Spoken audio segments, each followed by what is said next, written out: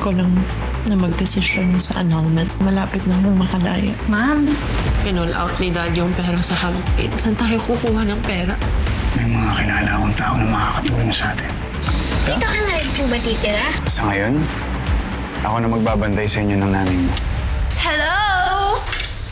Bakit ka ba talaga nandito? hindi ba pwedeng na-miss ko lang yung pamangkin ko? Umalis ka na.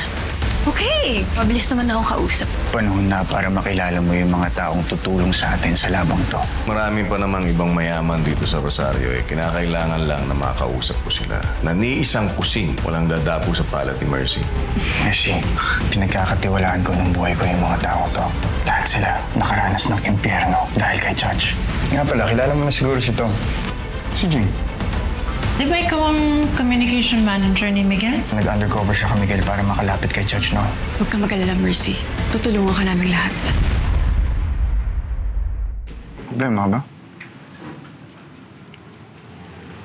Hindi ko na alam kung anong mararamdaman ko.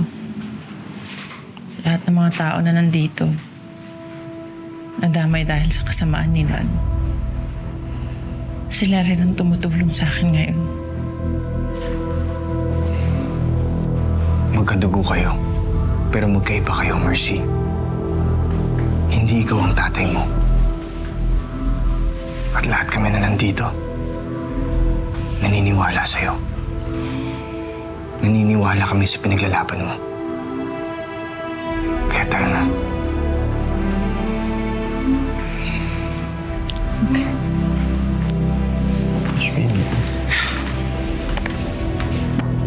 Salamat.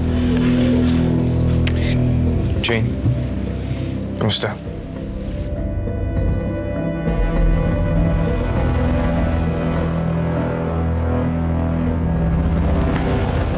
Nung nalaman kong puputulin ni Balmores ang funding sa kampanya ni Mercy, alam kong magkakaroon tayo ng malaking problema sa pera. Pero syempre, hindi ako tumigil sa paghanap ng solusyon. Lahat ng kaibigan ni Dad na negosyante o mayayaman, nakaaway na niya at one point or another. At lahat din sila nakapili na rin ng kanya-kanyang kandidato. Lahat naman ng kaibigan niya, miyembro na ng Alamid.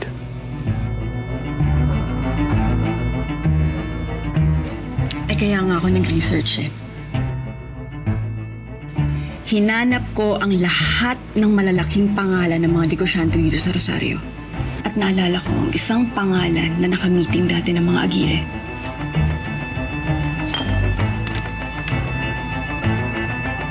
Emilio Sampaga.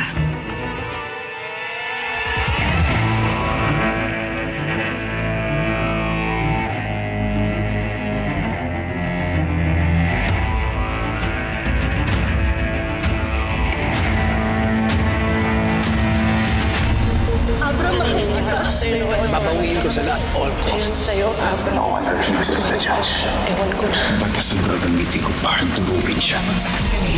Pahirapan ng mga makapangyarihan lalo pag nasa baba kanila para kalang langgang madali na tapakan nilahin kanila hanggang mawala ng pag-asa at makakapitan ganda na ba ang kapalaran ng bawat isa hanggang sa uli gustong mangarap hindi para sa sarili kundi para sa iba kahit mahirapan na duwi sa lipunan puro sabihin pinipilit ko pa rin naabuti alam ko na madaming pagsubok ang dadaan kahit nakamatayan man sa atin nakapag kaya di ka mababayaan ipaglaban hahawakan ang kamay ako ay manindigan para sa lahat kahit ayaw ko na ang hustisya ay marilang hindi ko ay susuko kahit na maraming iba hindi ko ay susuko papaluin hanggang mapili ipaglaban kita hanggang sa muli.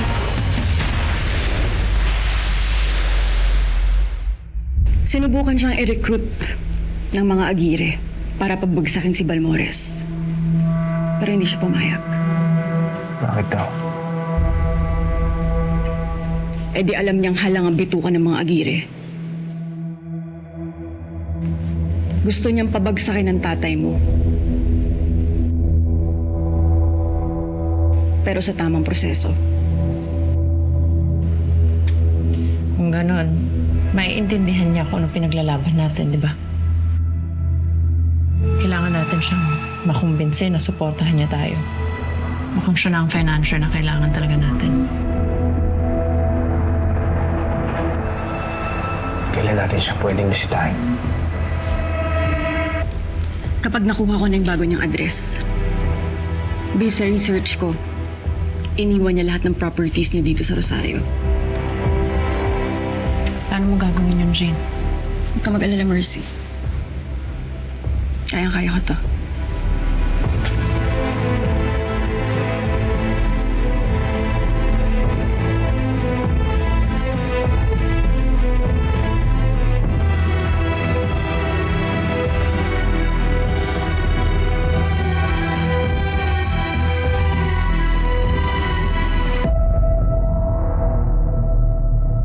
Why the short notice, Benito?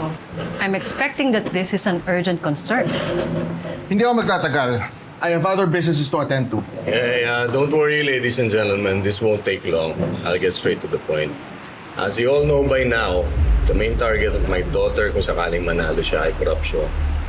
That's why we have to do some countermeasures. We know. So, why bring us here? Well, alam naman nating lahat na apektado tayong lahat dito. And I know my daughter very well. Hindi siya titigil hanggat hindi niya nalilinis ang buong Rosario. That if she wins. As far as I'm concerned, my money is all with the Uys. Literally. Kaya alam kong hindi mananalo ang anak mo. Well, yan din ang talagang gusto kong mangyari. Na hindi siya manalo. At dahil putol na yung suporta ko para sa kampanya niya, I'm pretty sure na maghahanap siya ng ibang financier. Yan ang dahilan kung bakit ko kayo pinatawag dito. Ipapaalala ko lang sa inyo, hanggat maaari, huwag niyo na ibigay ang suporta ninyo para sa kampanya niya.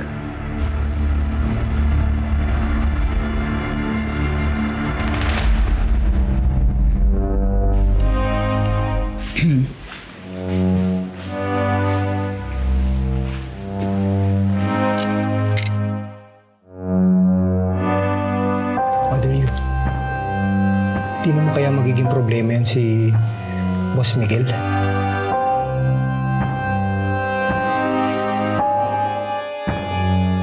Mukhang unstable. Carlos, remember, we're still talking about my nephew here. Pero di ba bad trip ka rin sa tatay niya? Asar lang naman ako kay Mario dahil masyadong ma-pride. Hindi nakikinig at hindi sumusunod sa mga sinasabi ko. Feeling niya, alam niya lahat. E tingin mo ba, Mother, mapapasunod mo yung anak? Of course. I am taking him under my wings. Dahil siya ang susi ko para makuha ko ang Rosario.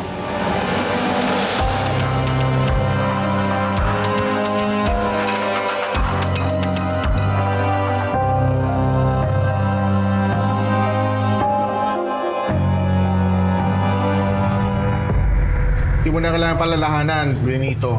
Alam mo kahit kailan, hindi ako susuporta at tutulong. Maski kadugong pa. Ha? And besides, hindi ba lahat kami dito tinarantado mo sa negosyo in one way or the other? So, wala ka talaga na saan tulong mula sa amin, even if your daughter begs for it. Sa tingin ko, hindi ka magkakaproblema sa request mo, Benito. We are all happy to help. Very well.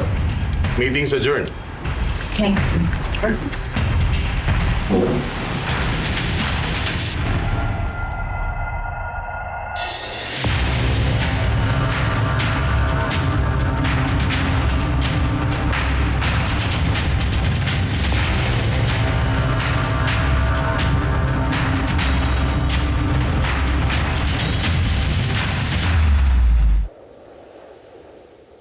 Kamusta pala si Mercy sa social media? Maingay naman pangalan niya sa mga tao. Nakakatulong yung election awareness campaign na sinet up namin ni Tom. Gumaganda yung traction niya online. Pero kulang pa rin to, Kuya Pedro. Hindi nagtatranslate sa mga boto yung reaction tsaka views ng mga tao. Ay, sana talaga magkaroon na ng pondo. Sana makuha na si attorney. Kasi alam nyo, pag nagkaroon tayo ng budget, eto gagawin ko. Mamimigay ako ng mga mineral water sa mga tao, bibigay ako ng mga pagkain. Alam mo yun? Para kay Ma'am Mercy, para manalo siya. Ganun na ako kalakas. Di ba? Kung hindi lang kasi nagkaganon si Kuya, edi sana nandito rin siya ngayon. Natutulungan niya si Ate Mercy. Hindi lang kasi nila pinili ni Dad yung ganong buhay. Edi sana nandito rin siya ngayon. Tom, huwag mo muna isipin yun. Let's just focus on working together and making things right. Itatama natin ito lahat. Magsisimula yan kapag nanalo na si Ate Mercy. Naniniwala ako na kaya niyang baguhin yung Rosario.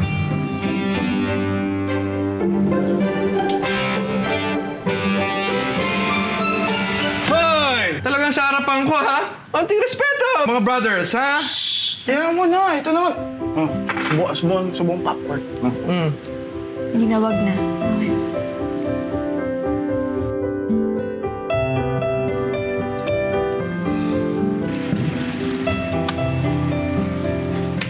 Dahil lang.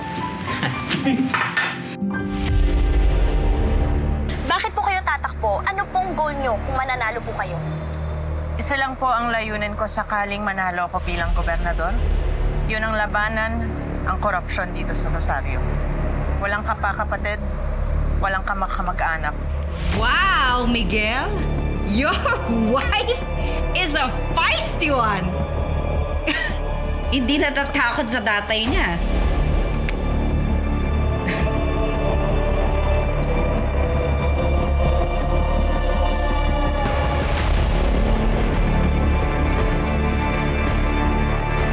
Sa tingin ko, hindi naman siya gagalawin ng tatay niya. Halimaw siya, but I don't think na umabot siya sa ganong pagkahalimaw. If you know what I mean. Matagal ko nang nakatrabaho si Balmores. I know what kind of evil that man is capable of. Kapag naisipan niya na maaaring maging hadlang si Mercy sa mga plano niya, hindi siya magdadalawang isip, papatay yun, pati kadugo niya.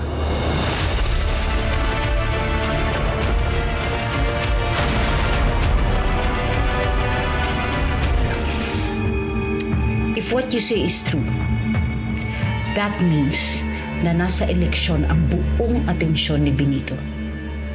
And he wouldn't want Mercy to win. At yon ang sasamantalahin natin.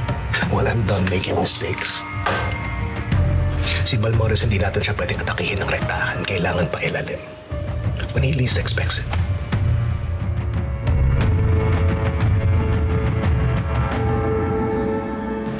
Wala po kayo sa list of guests today, ma'am. Pasensya na po at kailangan niya na pong umalis. Alam mo namin, sir. Kaya nga ho, makikiusap po sana kami. Baka po maisingit niyo po kami. Kahit saglit lang po, kahit ilang minuto lang.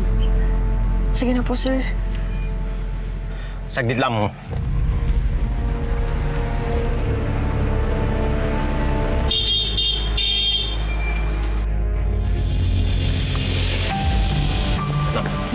Mr. Sampaga! Mr. Sampaga, pasensya na po kayo. Ako po si Jane Rosario. I remember you, Mr. Rosario. How did you find this address? I have my ways, sir. Tungkol ba to sa mga kaso ni Miguel? Tungkol po sa akin. I see. Ako po si Mercy Balmores. Mangingi ka ng pondo para sa kampanya mo.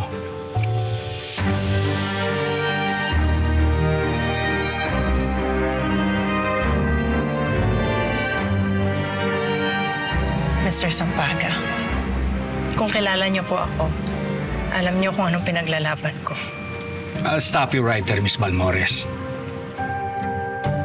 Mamamatay muna ako bago ko tulungan ni Isang Balmores.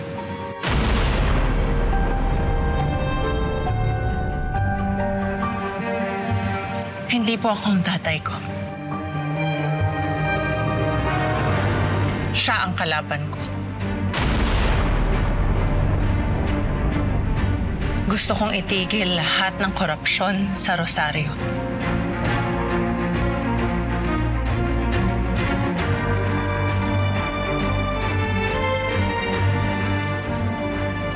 I'll let you take the lead on this one. You have my full support. Lahat ng tauhan ko, mga armas, pwede mong gamitin. But just remember, don't do anything rash. Otherwise, you might end up like your dad.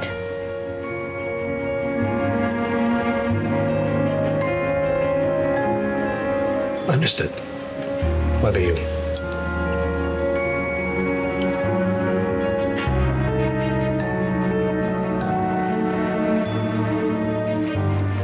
Alam niyo ba kung ba't ako umalis sa Rosario?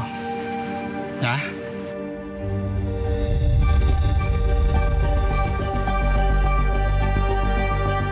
Si Balmores ang dahilan. Kinamatay ang kaisa-isa kong anak.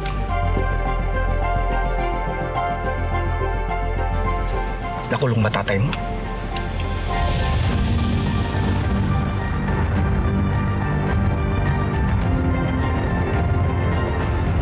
Kahit anong gawin ko, hindi na may babalik ang buhay ng anak ko.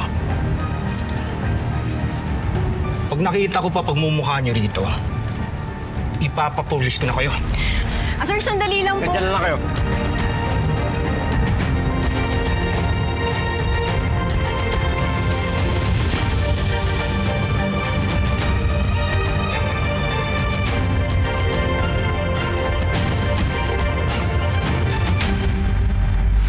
Ako'y maninindigan para sa lahat. Kahit na alam ko na hustisya ay mahirap. Hindi mo pipigilan, di titigilan. Matagal na rin naghahari-harian ng mga makakapangyarihan dito sa Rosario na wala naman talagang pakialam sa mga taong nakatira dito. At naniniwala ako, Mercy, ikaw ang magdadala ng pagbabago dito sa Rosario. Si Dad lang ang nakikita ng mga tao sa akin. Paano tayo mananalo sa laban na to? Mercy, hindi ikaw ang tatay mo. Si Mr. Sampagan na nga lang yung pag-asa dapat natin eh. Naghihintay din siya ng hustisya mula kay Dad. Kung ipapupulis niya talaga tayo kapag pinuntahan natin siya sa bahay niya. Eh di sa labas tayo makipag-usap. Ano ibig mo sabihin, Jane? Nanana nga palang balita dun sa kampo ni Mercy. Nakakita na ba sila ng bagong financier? Problemado pa rin sila pagdating sa pera. Nasisigurado ko, meron na naman bagong niluluto yan. Hindi na nila ako sinasama sa pagpaplano nila. Alam kasi nila na tao mo ko. Bakit hindi mo patunayan sa kanila na tao nga kita? Alis ka na agad? Saan ka pupunta? Siguro may kikitain ka, no? Pahangin lang ako. Alis na nga tayo. Saan? Kilalanin natin kung sino pang mga nasa circle niya. Nag-text sa akin si Abra. May problema. Okay, that's it. I need to go. Saglit lang po, Mr. Sampanga. Di ba sinabi ko naman na sa inyo? Hindi ako kakausap ng isang Balmores. Ginagawa natin dito. Maghihintay lang tayo dito.